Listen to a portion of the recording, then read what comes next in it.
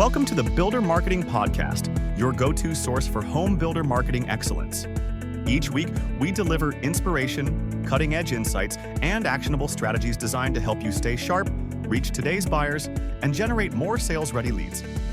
Join us for real-world conversations with industry leaders who share proven ideas and tactics that actually work. And now, here are your hosts, Greg Bray and Kevin Weitzel. Hello, everyone, and welcome to today's episode of the Builder Marketing Podcast. I'm Greg Bray with Blue Tangerine. And I'm Kevin Weitzel with Outhouse. And today we are excited to have joining us Fernanda Luick. Fernanda is the president of Fernanda Luick Consulting. Welcome, and thanks for being with us today. Thank you. Thank you, Greg, and thank you, Kevin. I appreciate the introduction. Well, let's start off by just getting to know a little bit more about you. Give us that quick background and overview about some of the things you've been doing lately. Well, I was introduced to customer experience in the building industry back in 1990 when I joined National Survey Systems then, changed the name to Elion back a few years ago. I moved up in the ranks. I started as a receptionist back in 1990 and became president of Elion in 2019. So had an incredible career run at Elion. All right, before we get into a little bit more, could you please tell us an interesting factoid about yourself that our listeners will learn that has nothing to do with work, home life, family? What do you got? All right, so fun fact about me is I am from Argentina, moved here in 1988, and one of my passions in Argentina was, are you ready? I'm a bike chick. I used to love motorcycle riding. I grew up in a beach town, and back then, being that it was a small town, all the kids, all the teenagers, we couldn't afford a car. So most of us would ride a bike. And my bike was my precious treasure. I used to ride in my, listen to this, Kawasaki, blue Kawasaki, 250 cc's, and cruise around the coast of Argentina. That was in the 80s? That was in the 80s, yes. Okay, so back then, that was at the peak of all the Japanese invasion of all the bikes that were coming in that were taking over, and the mid and small line bikes like Triumph and stuff like that. They were taking over those brands. And then in the large scale, obviously, they were coming over and trying to take over Harley's business. But in a lot of Latin American countries, Harley didn't even take off until another decade later. So it's kind of cool to see and hear that that's something you got to do. Being a motorcycle enthusiast myself, that's a period in history that a lot of people have almost forgotten about. It's pretty cool. Yeah, the best part about that is that we did not see any Harley Davidsons in my town, but we were allowed to ride bikes without helmets, and you can feel the wind going through your face and your hair, and it was the best experience ever. That's cool. I was just wondering if you picked that because you knew Kevin was that into bikes. I actually had no idea. We have that in common now, Kevin. Yes. I've had 21 motorcycles and 6 Vespa scooters. I was riding as early as 7, I think. Bike's way too big for me, like not safe at all. Again, also without helmets, it's just the way it was back then. But yeah, no, that's awesome. Very cool. I miss it. I wouldn't ride a bike here, especially in California. Traffic is crazy and it is not safe. Well, Fernanda, tell us a little bit more about your new company, because you mentioned Elion and some of your time there, but you're doing something new. So tell us a little bit about what you're offering and the kinds of services you're putting out there. Yes, thank you, Greg. So as president of Elion, I was in management of Elion for the last 25 years. I was involved in client relations, leadership alignment, and doing all the fun work to help all builder clients of all sizes, custom builders, 50 homes a year, to private builders, over 15,000 closings a year. My role was to help the builder align the customer experience process to make sure that the home buyer feels elated through the entire process, not just at the beginning of the process. Conducted a lot of workshops. My forte was getting into a builder, bringing all the teams together, all the executive management together, field representatives, and then hearing really from the field, what are the frustrations, what are the things that are working in the field, and basically help the builder line up all the different milestones on the journey for a delightful experience from beginning to end. So in my new company, my offering, my services is going to continue to assist builders that are needing to either develop, enhance, or continue to provide great experiences to these home buyers. So when you talk about experience, what is included? Because I think sometimes people think of experience as the purchase, the Right. sales process, but what you described sounds a little bit broader than that. Take us a little deeper. Yeah, the experience happens not just at the beginning of the process. So the experience starts from the prospect, whether it be somebody visiting a website or looking at a promotion or looking at a sign to go in and look at the model homes. It starts right there.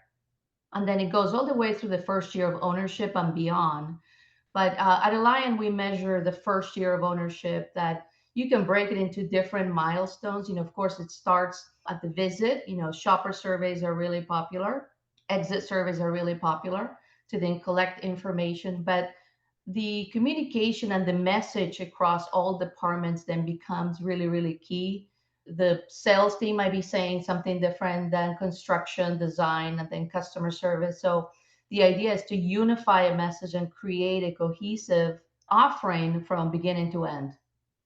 So when you do those kinds of surveys and get the feedback from buyers and customers, is there a common area in that whole journey where lots of builders seem to stumble a little bit more than other areas where maybe things kind of don't go the way everybody wants them to?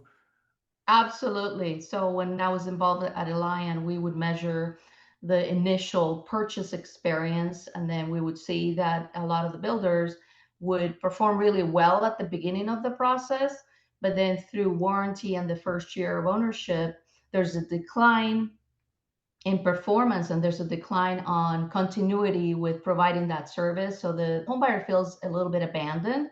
There's a lot of interaction, a lot of people that are involved at the beginning of the process, as I mentioned, but then throughout the mid-year and the year end, there's a lot less interactions and a lot less communication.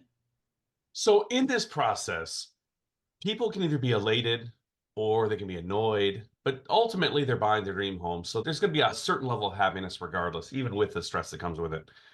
My question is how do you convert a buyer into an elated megaphone for your company? Is it just as simple as just asking them because, it was a late delivery or the house was delivered unclean? They're always willing to post something socially that said this experience was horrible. However, the positive experiences, it almost seems like they're canned. How do you get that person to give that genuine response in basically an advertisement for the builder themselves? Yeah, this is such a key question. And when I work with marketers, that is their main question. It's not a one shot answer, it involves multiple steps and multiple people. So, number one, it starts with sales and marketing. Are we including appropriate information? Are we setting the right expectations from the beginning of the process? Or are we setting up construction and customer service up for failure by making promises that are not going to be delivered or delivered late? So, in order to generate this satisfied customers and elated customers that are going to go out of their way to promote a brand or to promote a builder, there are certain behaviors throughout each department that need to be observed and implemented.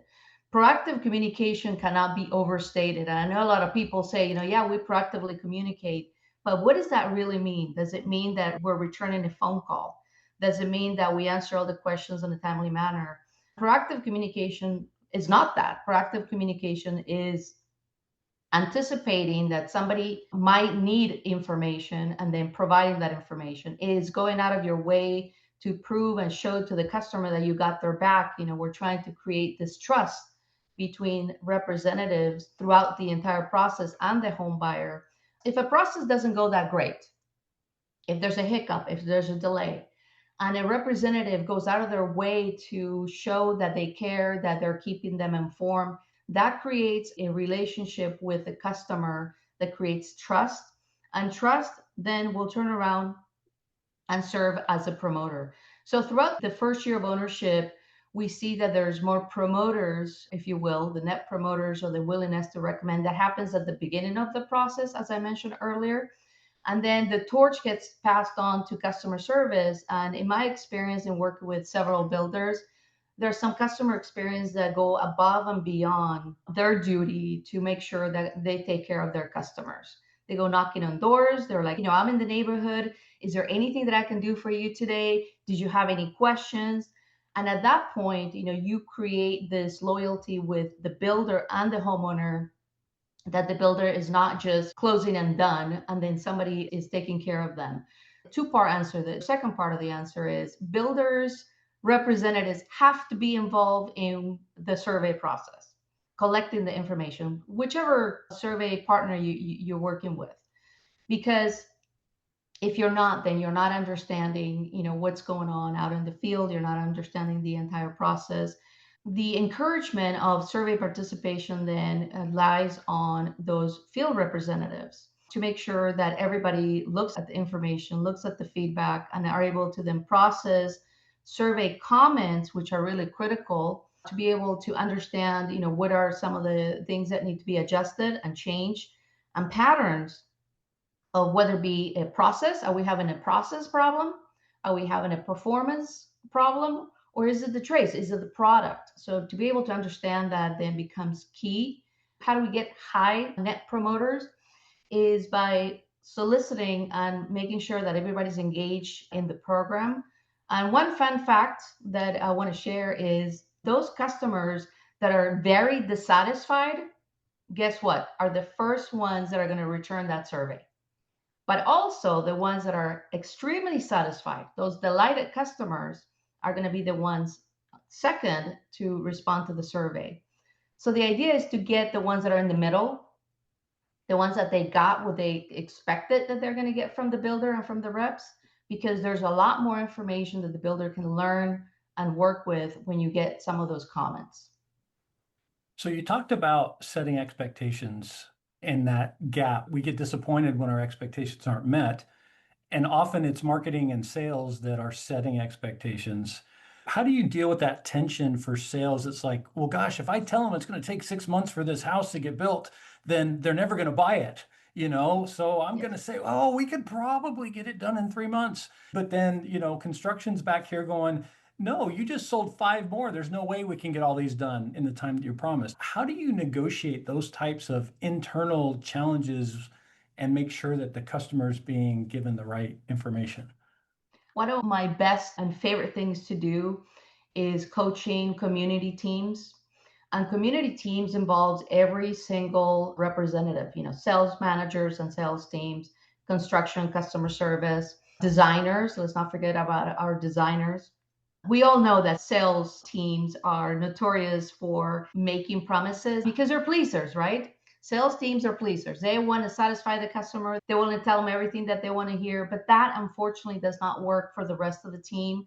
It's better to be transparent and to work with a construction team to create a timeline that everybody agrees on and everybody is talking from the same talking points. So to create what we call a promise list, or to create a list of questions and answers that everybody in the team agrees, then becomes really important.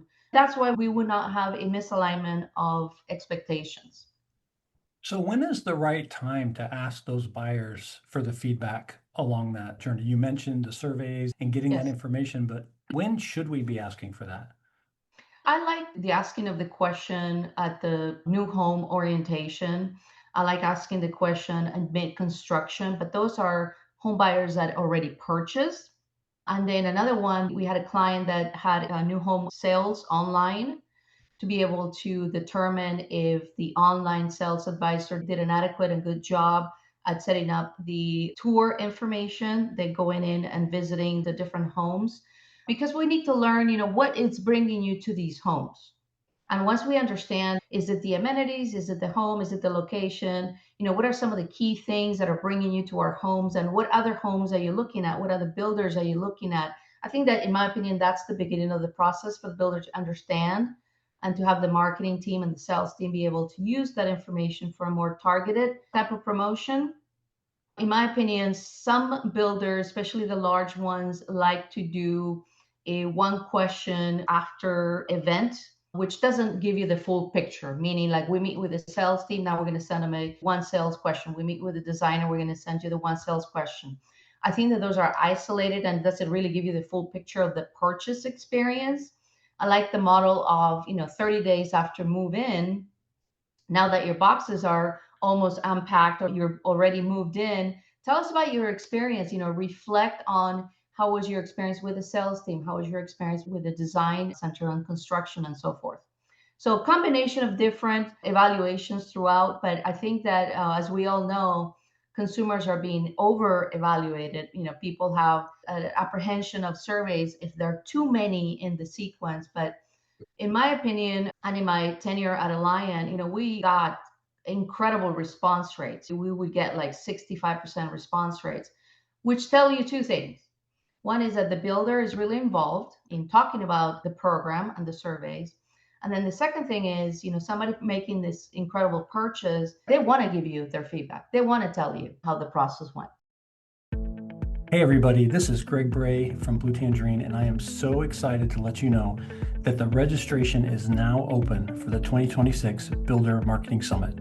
We're going to be in Dallas, Texas this year on September 23rd and 24th, and we are working on an amazing lineup of marketing, OSC, and leadership content for you. Please check it out at buildermarketingsummit.com and get your registration in today.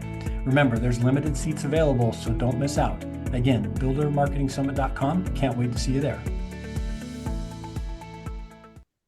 So let me ask you this, because this one always bothered me whenever, you'd fill out a survey and then you don't see any changes. Mm-hmm. Why is it there's so many, I'm not even going to say builders, just entities that put out surveys that receive feedback? Do they not put that into action to change their business? That's such a great question. And I get asked that question quite often, Kevin, to be honest with you. One is because some builders are just looking for that check mark. We care about our customer. We have a customer experience program, check mark. Other builders, leadership is not involved in the program at all. They appoint somebody. I had a few builders that had the HR director be in charge of the customer experience. That's not very effective. To have the right person be in charge of the program and set accountability with the rest of the management teams from the other departments then becomes really key. So having the right person in place, but leadership needs to be involved every step of the way. My best example is one builder where the president would get copies of every single survey. And he would then send kudos to the team member, to the sales team, or to the construction representative to say, hey, congratulations on a great survey. And what that does, Kevin, is it makes the field team understand that leadership is watching, that it is important for management to have a pulse on the customer experience. If leadership does not get involved and nobody's watching, this is kind of like school and grades. If you don't get a grade and nobody's watching, then you're not going to act on it. So Fernanda, to that then, who should own it? Not the HR director. Who owns customer experience? Ideally, okay, the owner or president, but they've got a couple other things they got to worry about too. Where does it sit best in the structure typically? Yeah, so most of the key contacts and people that are in charge of customer experience are VP of customer experience, VP of customer service and operations. I've had in the small builder, there's a couple of presidents, but for the most part, I'm going to say VP of customer service. The new thing that I'm noticing is in the last 5 years, there's a new role being created by the large builders, VP of customer experiences. So at the corporate level, then they're in charge and they own customer experiences to then be able to work with each individual division to have a common theme and a common plan that creates that consistency for the company. So we've got surveys coming, we've got data, we're looking at it, we're trying to react to it. What are the right kinds of questions that should be asked that are really going to make a difference? I mean, did you have a good experience? Oh, sure, but what do I do with that, right? There's got to be something that's a little more actionable. What are the right kinds of questions? A great question. Back in the day, we used to have 120 questions on each one of the evaluations, and we trimmed that consistently. Wait, you said 120 questions? 120 and people filled questions. that out? And people filled that out, believe it or not. Yes. I remember when there were the paper surveys, they would fill it out as well. Lots of questions. And there were a lot of unnecessary questions. There are the nice to know questions, there's the actionable questions, and then there's the questions that have to do with process. The questions that are more efficient are about the experience, overall experience. Yes, it's important, but specifically to each department, did they explain the process the right way? How did they make me feel? So trust, loyalty, and how did you make me feel? All that becomes part of the experience, because at this point, home buyers expect a quality home. They go in, they look at the home, they look at reviews. It's the first thing that most people do is look at reviews. So creating a great experience on how you made them feel through the process. Did you address the anxieties? And the ultimate question, am I willing to recommend? Then becomes that NPS measurement. So questions about behavior, questions about process. Did they explain? Did they make me feel like a valued customer? Do I believe that the builder has my back if there's a problem? And ultimately, am I willing to recommend? Those are the questions. For a builder who's a little bit smaller and isn't selling a home every day, how do we not allow that one grouchy customer to over influence the data, so to speak, and maybe send us down a path that is just a little bit unique just because of this person? Yeah, so that's such a great question. In my experience, I've had those scenarios where, a builder of 50 homes a year, let's just say they get 60%, return, they're going to get what, 30 surveys, somewhere around ballpark. So every survey counts. I think that we have to remove the idea of perfection. You are going to have those customers that no matter what you do, you're never going to satisfy them. We had a statistic that we run and some regression that will show us that every single builder out there, there's a 2 to 5% of all their customers that no matter what you do, you cannot satisfy. But the other thing, to make sure that we understand is even if somebody had a bad experience at the beginning of the process or not a stellar experience at the beginning of the process, you can turn around a customer by understanding what were the things that didn't work out for them. So the opportunity then becomes at the mid-year point and at the year-end point. And I've seen that. Happen where a builder took firsthand interest in understanding what were some of the things that didn't work out and were able to convert a dissatisfied customer into a satisfied customer by taking those steps. So learning the hiccups is one, understanding what can you do to turn around this customer, and then acting on that. How about this? And I asked this a little bit tongue-in-cheek and a little bit in jest, but when you do get that Karen, let's call it a Karen, when you get that Karen that she's never going to be happy no matter what you do, is it ever appropriate to say, Karen, I understand where you're coming from and I get your frustration with that, but you are aware that you are absolutely insane and crazy? Okay to ever say that? Because I want to so often. Is it ever okay to do that, or is that just frowned upon? You probably shouldn't do that, but what I've heard builders do is they would invite the homeowner to cancel their contract because it's not a good fit.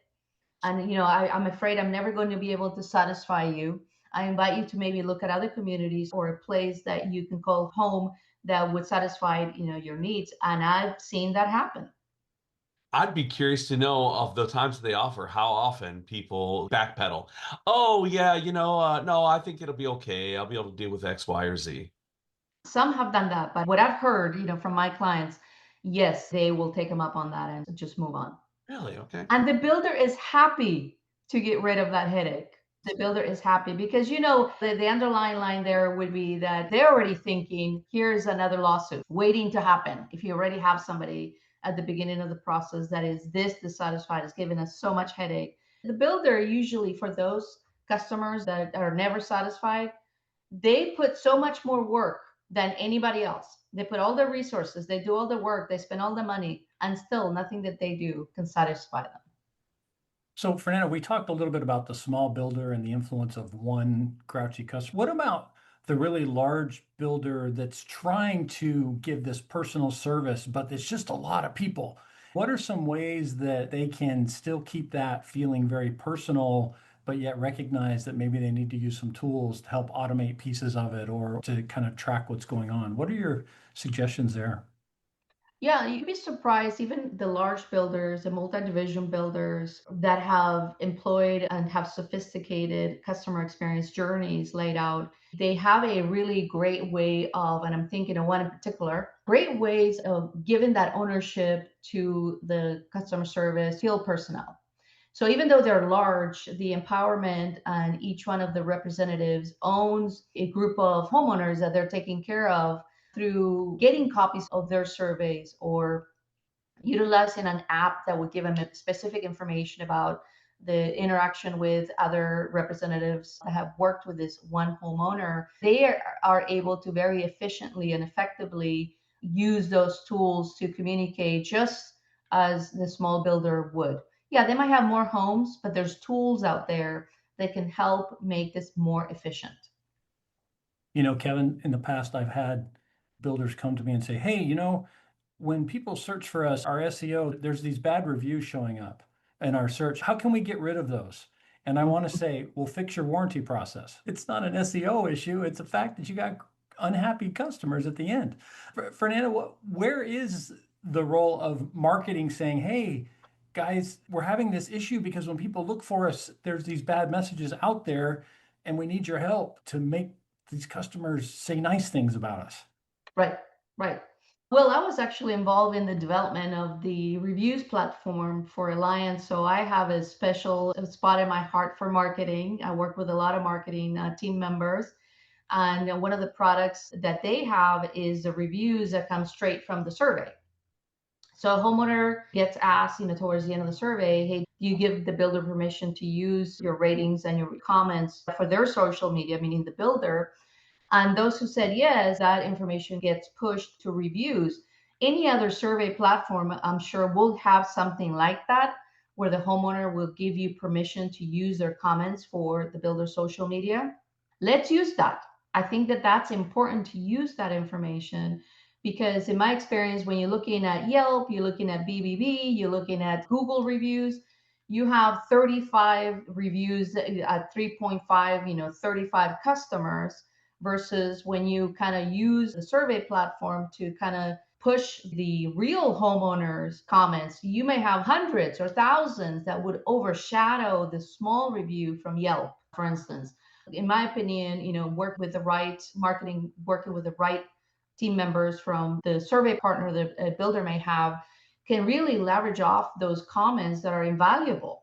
That's the answer, is to overshadow a more rounded and true picture of the experience that the builder had with real homeowners than those miscellaneous ones and twos. And of course, somebody is going to go to Yelp or Google. Those are the disgruntled, for the most part, homeowners. And in some cases, even people that never even purchased a home. It's amazing how angry people can get sometimes. Especially if they're trying to get something from the builder, yes. Yeah. And in today's world with the AI searches that are happening now, sometimes these random small reviews that don't even show up in a traditional Google search are suddenly getting pulled in to some of that knowledge and influencing those recommendations, which is a little scary and unfair if you're not balancing that out. Well, Fernanda, this has been really great. If there's somebody out there who's like, okay, we need to do a better job, we need to improve our customer experience, we're going to start, what is the place to begin? If you have to pick a starting point, where do you even begin to try and improve customer experience? Well, if they're going to be contacting me, I think that the number one thing is just to set up a meeting. And then I would love to just talk to management and leadership and look at the goals and look at the current scores of, whoever they're using as their survey partner. I love digging into comments. Comments are just incredible. Homeowners have no issue telling you how they feel. And I think that there's so much information there to address. And I think that my key three things are: do we have a performance issue? Do we have a product issue? What are some of the things that we can address? And in putting up a plan, we love the opportunity to work with a builder that has those needs and has the desires to improve the score and ultimately their net promoters and willingness to recommend. Any last thoughts or words of advice you want to leave today about customer experience? Yes, for sure. Customer experience is not a check mark or checking a box for home builders. Homeowners are expecting more and more every day.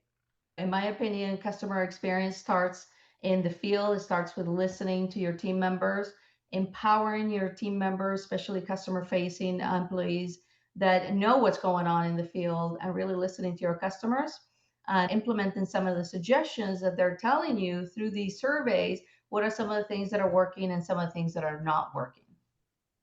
Well, Fernanda, if somebody wants to get in touch with you, what's the best way for them to reach out and connect?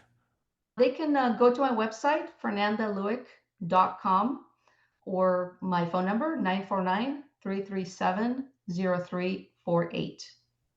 Awesome. Well, thank you so much for sharing your thoughts with us today. And thank you, everybody, for listening to the Builder Marketing Podcast. I'm Greg Bray with Blue Tangerine. And I'm Kevin Weitzel with Outhouse. Thank you.